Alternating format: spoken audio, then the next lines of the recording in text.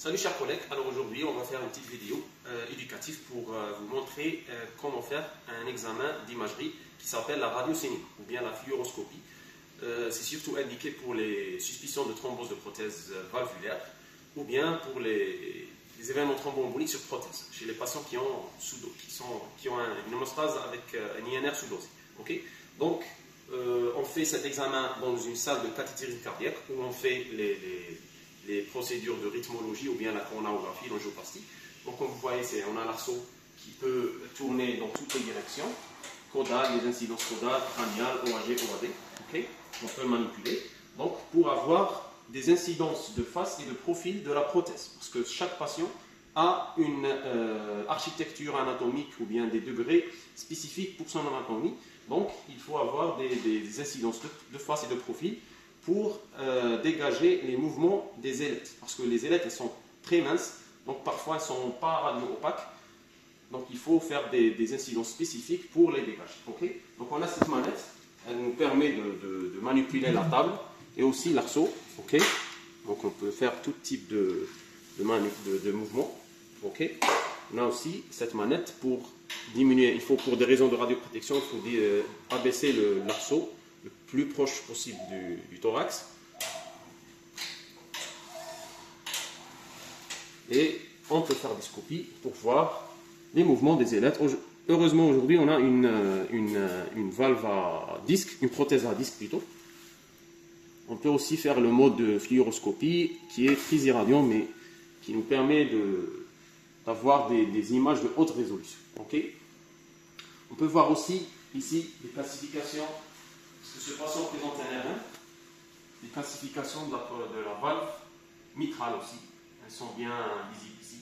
Donc, vous pouvez même calculer les diamètres de la prothèse pour éventuel changement ou bien remplacement si on a par exemple une thrombose de prothèse ou bien dans ce cas une fuite paraprothétique qui n'est pas généralement une indication pour cet examen, sauf si on suspecte des événements thromboemboliques, on est entre endocardite et thrombose de prothèse, donc on peut aussi demander cet examen. Okay. Donc dans une deuxième partie, on va voir des exemples réels pour des prothèses surtout à double ailette de blocage de prothèses. Merci pour votre attention. Alors on va voir certains exemples de radiocinéma. On commence par l'exemple du patient qu'on a vu dans la vidéo, la prothèse en position aortique à disque avec un RM serré. Vous voyez ici, juste pour vous guider sur la position de la valve mitrale, ici c'est la valve mitrale, elle a une forme en selle. Donc vous voyez ici les mouvements de la valve mitrale, surtout ici, c'est très évident. Voilà la noticiture, ça c'est le disque. Donc il y a un bon mouvement. Ici on a presque une incidence de face. Vous voyez qu'il faut multiplier les incidences pour dégager tout le mouvement, parce que parfois l'ailette n'est pas, ou le disque n'est pas évident ou n'est pas radio-opaque dans certaines incidences. C'est pour cela qu'il faut multiplier les incidences. Ici on a un deuxième exemple qu'il s'agit d'un double remplacement mitro-aortique. Ici la prothèse en position mitrale, elle est bien sûr, son diamètre est plus grand que celui de la prothèse en position aortique. On voit que c'est deux prothèses à double ailette. Leur mouvement est évident ici. Il faut, comme je l'ai déjà dit, il faut multiplier les coups parce que, comme vous voyez ici, c'est des prothèses ou bien c'est des ailettes qui sont vraiment trop minces pour être radio-opaques dans toutes les incidences. Donc ici, on voit très bien le mouvement des ailettes aortiques. Donc il faut avoir plusieurs coupes en face et en profil pour dégager les mouvements, surtout de la prothèse concernée. Il faut toujours ne pas oublier le risque de l'irradiation. Donc il faut diminuer l'irradiation au maximum. Il faut toujours aussi calculer les diamètres des prothèses pour les chirurgiens. Par ici, on a un diamètre de prothèse à peu près de 30 mm et de 21 normalement, ou bien 19 mm. Okay.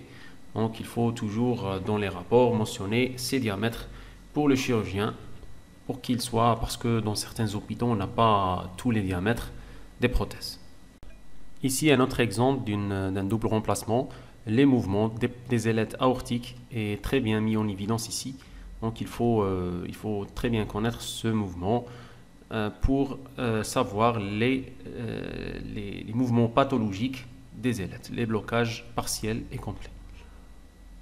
Alors maintenant, on a un exemple de blocage d'une ailette d'une prothèse en position mitrale. Okay. Donc comme vous voyez ici, il y a une asymétrie du mouvement. Ici, il est très évident que cette ailette est bloquée en position de fermeture. Donc, il faut, bien sûr, c'était un gradient, on n'a pas fait directement cette radiocinéma, c'était une échocardiographie qui objective un gradient élevé, transmitral, au début à 12 mm, puis après HNF et aspirine à 8 mm de mercure. Donc, comme vous voyez ici, on a plusieurs incidences. On était sûr qu'il y a une ailette bloquée dans cette image ici. Donc dans les autres incidences, ce n'était pas très évident. C'est pour cela que j'ai insisté sur la multiplication des incidences. Un autre exemple de prothèse bloquée.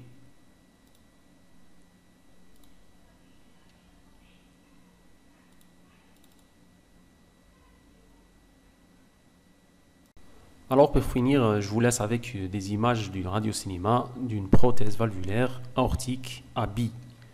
Voilà la cage et la bille à l'intérieur. C'est très rare de voir ce type de prothèse. Donc je vous laisse le plaisir de la voir.